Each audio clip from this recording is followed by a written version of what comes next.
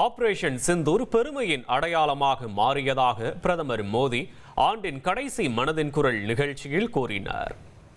மனதின் குரல் நிகழ்ச்சியின் போது பிரதமர் மோடி தமிழ் மொழி உலகின் பழமையான மொழி என்று பெருமிதம் தெரிவித்தார்.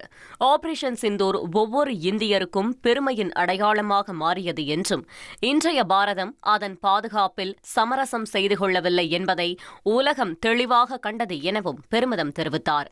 அத்துடன் ஆபரேஷன் சிந்தூர் நடவடிக்கையின் போது உலகின் ஒவ்வொரு மூலையிலிருந்தும் இந்திய தாய் மீதான அன்பு மற்றும் பக்தி வெளிப்பட்டதாகவும் அவர் நெகிழ்ச்சி தெரிவித்தார்.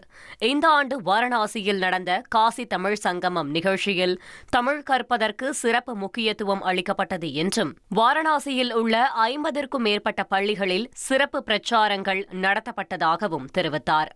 தமிழ்மொழி உலகின் பழமையான மொழி என்று பெருமிதம் தெரிவித்த அவர், நாட்டின் பிற பகுதிகளிலும் இளைஞர்கள் மற்றும் குழந்தைகள் மத்தியில் தமிழ் மொழியின் மீது ஒரு புதிய ஈர்ப்பு காணப்படுவதில் தான் மகிழ்ச்சி அடைவதாகவும், இதுதான் மொழியின் சக்தி, இதுதான் பாரதத்தின் ஒற்றுமை என்றும் குறிப்பிட்டார்.